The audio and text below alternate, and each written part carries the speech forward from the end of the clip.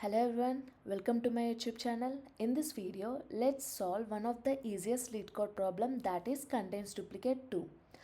In my previous video, I explained contains duplicate 1 and this problem is slight variation of that particular problem. So, let's understand what exactly is the ask here. Given an integer array nums and an integer k, return true if there are distinct indices I and j in the array such that nums of I is equal to nums of j and absolute of I minus j less than or equal to k. So what they are saying is like, here we are given an integer array nums, right? They gave us an integer array nums and also an integer k.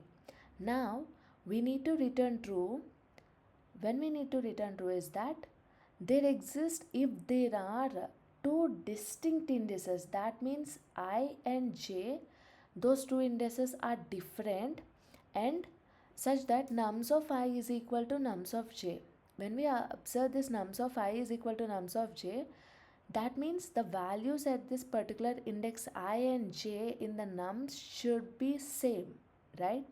That means there exist a duplicate values, or we can say similar values. Clear?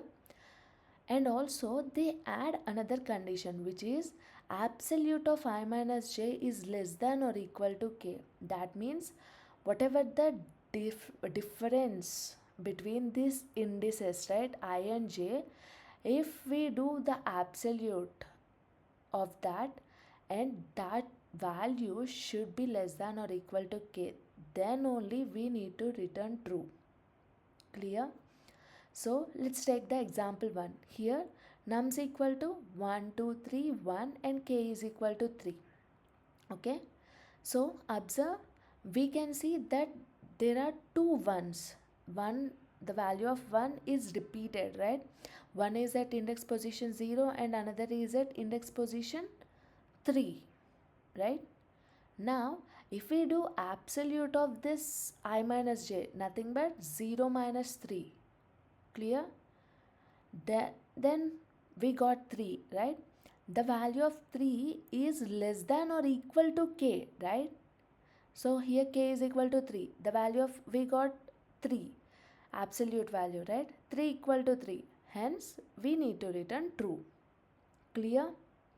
And when we observe in example 3, in the nums we do see there are duplicates, right? So though there are duplicates, but it should satisfy the another condition, this absolute of I minus j, that should be less than or equal to k. Clear? So here observe, let's consider one. One is at index position 0, right? Another one is at index position 3. When we do absolute, then it will be 3, right? The value of 3 is greater than k, not the less than or equal to.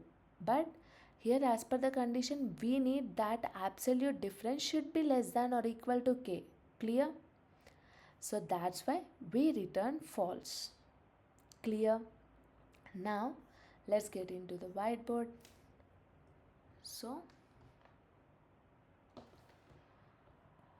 what we are trying to solve? It's contains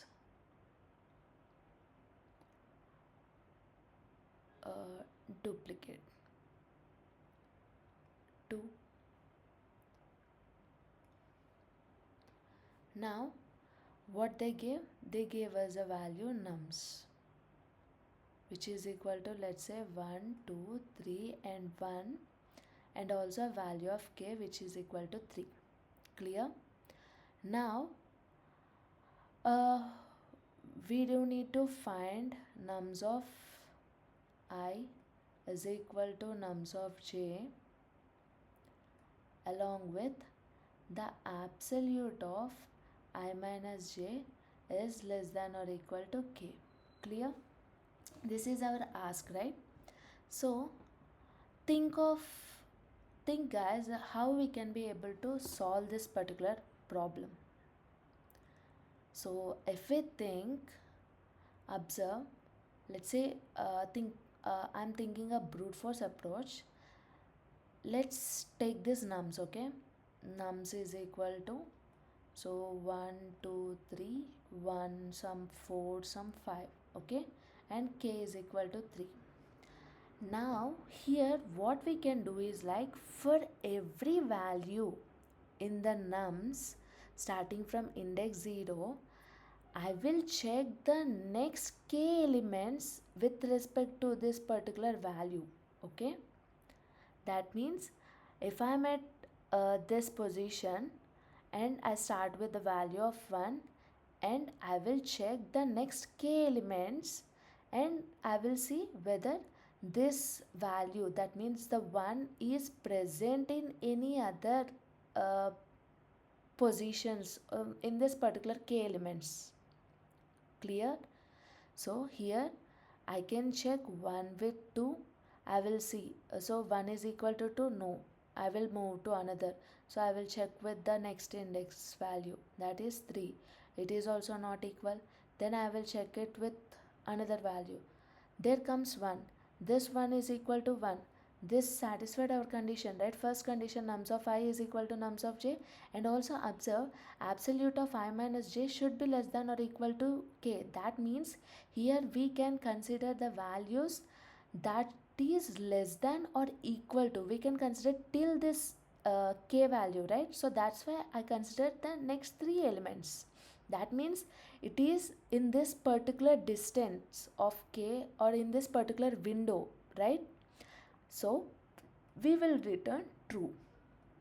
Clear? If, let's say, this we got this value, right? If this value is also different for some 1 some 2 now, okay, in this scenario, let's say I start with 1. I will check with the next 3 elements. Will there be anything similar? No, right? Though there exists a duplicate, right? But still that is not in the window. Now I will come here. I will check again the next 3 elements, because k value is equal to 3, right? And also I didn't found any, so I will jump. I will search. So likewise I will search all the n elements, right? So what could be the time complexity in this scenario? Time complexity? Time complexity would be, think guys, time complexity would be order of n multiplied by k. Why n multiplied by k? It's because for every value I'm checking the next k elements, right? So that's why I consider k, and for every value I will search till the nth element, right? I will search all the elements. So that's why I consider n. So the time complexity is order of n multiplied by k. Clear? This is one of the approach I can think of. And can we be able to optimize this? Think guys, is there any better solution other than this? We can be able to optimize that. So there exists another part where, what if we use a data structure that stores 2 values? So when I say 2 values, the only thing that come into our mind is like map, right? How about if I use a hash map, okay? So in this hash map, let me store the value and the corresponding index. Clear? That means here I consider the key as the value as a key, and here the index as value, key value pair, right? So this, if I consider this, will this work? Shall we check? So let's take the example 1 2 3 1, okay, our, let's say this true scenario, right, with k is equal to 3. If we start, I will check the first element, okay? I will start from the first element. Clear? I will check, there is a map, okay? Here I consider a map which stores a key value pair, right? So I had a map, okay? Now I will start with this first value and I will check whether this particular 1 is present in the map or not. 1 is present? No, 1 is not present. So in this scenario, I will add this 1, and what's the corresponding index of this particular one?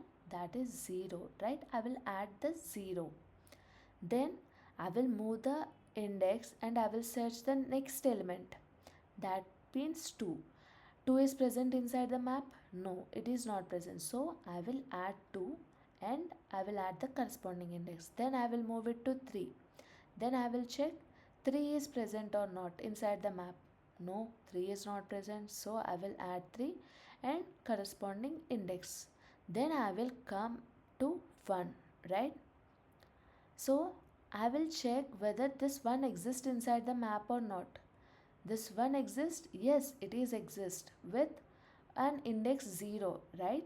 Now when I'm at this position, that means I know this particular index, right? Index of this particular value. So that means if I consider this particular index and if I get whatever the similar duplicate element value also, that means the index of this particular element also, if I subtract or do absolute of this and I will check if this is less than or equal to 3, then I can return true. This will be fine, right? So this is one of a scenario. We can solve this using hash map, okay? So observe what could be the time and space complexity. So here time complexity would be order of n and space complexity is also order of n. Why order of n? Because here we are starting from first element and we are going till the last element. So if there exist duplicates, it's fine, but if there exist distinct elements, I will check till the last element, right? Hence the time complexity is order of n, and also the space complexity is same. If the elements are distinct, let's say I will add all the elements in the map, right? That means it can go till the size n. So that's why space complexity is also order of n for this particular map. Clear? Now think, so okay, we got a solution, and compared to the first one, which is order of n into k, this is quite okay, better one. And think guys, think in this way, can we be able to optimize this even more? So in this scenario, there exists a solution which is quite good, quite fine, but here this solution comprises of two things, like it's the combination of a most popular technique in the array, that is sliding window. Okay, sliding window technique, along with I can use either hash map or hash set. Let's say I use hash set, okay, for now, because this solution, observe, this sliding window is nothing but a simple thing which we are using here only. Here observe, for every element I'm checking the next k elements only, right? In the first approach, for every element I'm checking the next k elements only, not all the elements. Why? Because we know that if there exists a similar element within this k elements, then I've got the solution, right? So this k is also of fixed length, fixed size, right? Fixed. So this a concept is simply we consider it as like a sliding window in theory, okay? And also here we use a hash map, right? Hash map, or we can use hash set also. So I use the solution 1 and solution 2, a partial part on the solution 1 and partial part on the solution 2, and see we can be able to get how we can be able to get the optimized solution with these two. Okay, so when we observe this, let's say our example only, nums is equal to 1, 2, 3 and 1, and k is equal to 3, right? Now initially, let's say this is some my set something. Okay, so here I start with 1. I will check whether this set contains this 1 or not. Okay, this contains 1, no, that's why. So if 1 is not there, then I will add this 1 into the set. Okay, now I will go to 2. 2 is present in the set, no, then I will add 2. That means simply we can say I will take a window of k. Okay, k elements, nothing but 3 elements, right? So I will take a window of 3 elements. Now I will check 1. 1 is not present, so I will add 1. Then I will move it to 2, and I will see 2, and then 3. I will move it 3. Clear?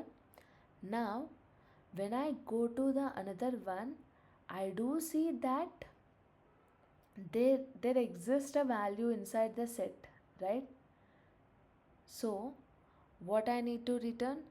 I need to return true, because this is kind of it's simple only. So let me take another example to make it even more clearer. 1 2 3 4, let's say take distinct elements. Okay, with k is equal to 3. Clear? So let's say this is my set, and this set has the capacity to store k elements. Okay, and I will add a check if this set is trying to store elements which is greater than k elements, then I will remove the first one. How we can be able to do it? Here we can see. So I will start with 1. I will check that is present in the set or not, no, and so I will add this 1 and check my set size is what? Set size is 1, and this is less than or equal to k. Okay, k is equal to 3, right? So then I can allow this 1. Then I will come to the next element, that is 2. 2 is not present in the set, so I will add 2. Now what's the size? Size is equal to 2 elements, because I had 2 elements. 2 is less than or equal to 3, right? So I am allowing this. Then I will come to the next element, which is 3. So 3, I can add 3. So here 3 is less than or equal to 3. Yes, true. Then I will come to the next element. When I come to the next element, observe my k is nothing but 3 elements, right? This set can be able to occupy 3 elements, and that 3 elements are completed in this set. Now when fourth element is trying to uh, add inside the set, so if I trying to add add new element, what should I do? I can ignore this first element, right? Because it's no longer needed, because I observed for this one, I observed the next 3 elements, right? So when I observed the next 3 elements, I didn't got anything related to this, any similar value related to this particular value 1.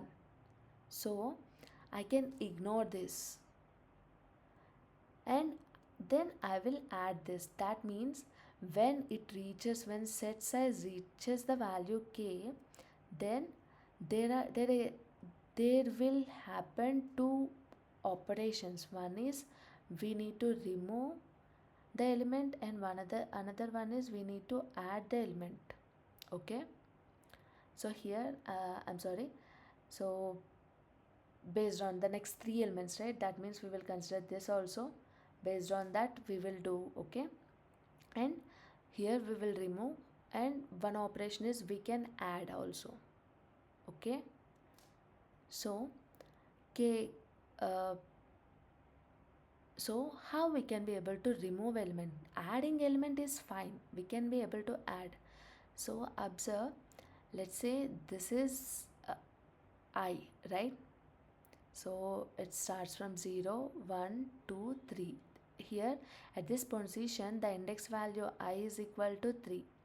However, if I do something like I minus k, which is equal to 3 minus 3, that is equal to 0.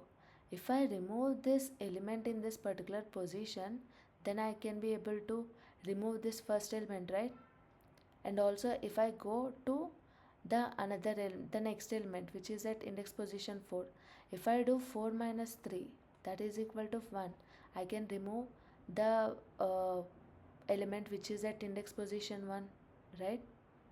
That is, this is also not needed, right? So this is how we will go step by step. Clear? That means when we observe the time and space complexity, and space complexity, what could be the time and space complexities? So time complexity is order of n, whereas space complexity is order of k only, because order of n, we will start from the first element and I will go till the nth element, right? So that's why time is order of n, whereas set is and I'm using extra space, right? So this set also should contain how many elements it's trying to accept. It trying to allow only the k elements, right? So that's why it is order of k. The space complexity is order of k. Clear? Now uh, so now we can be able to try to solve this. Okay, so here guys, I think you might I think it's clear, right? I'm so sorry. So contains duplicate. So let's try to write code for this particular problem. Okay, so what we need initially, I'm trying to write the optimized one. Okay, last one. So here I'm taking a set which is an integer set. Set contains integer values and I'm naming it as set, which is equal to new has set, right? Now once I got the set, what I need to do, I need to iterate till I need to iterate all the elements, right? So I'm using a for loop for int I is equal to 0 and I less than nums dot length I plus plus, right? And observe here what we are doing initially, we are checking whether the set contains this particular value or not, that is nums of I, right? If that is present, we are returning true directly, because we know we are making sure that set should be of this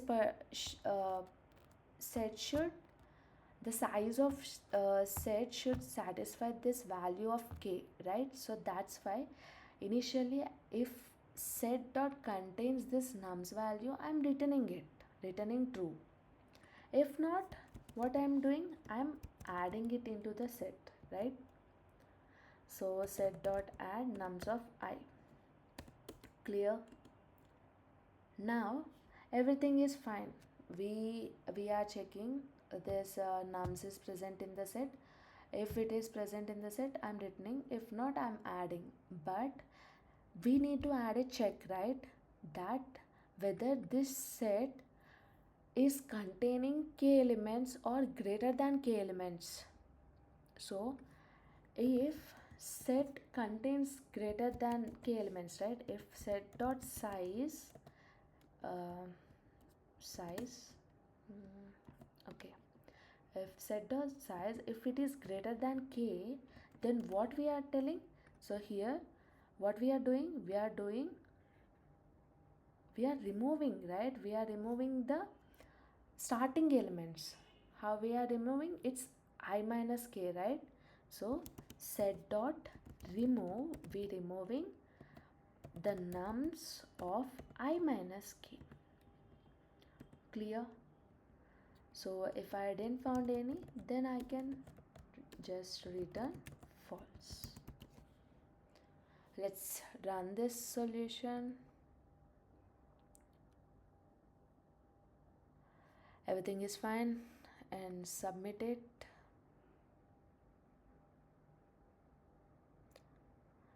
Cool. So that's it for today's video, guys. Thank you.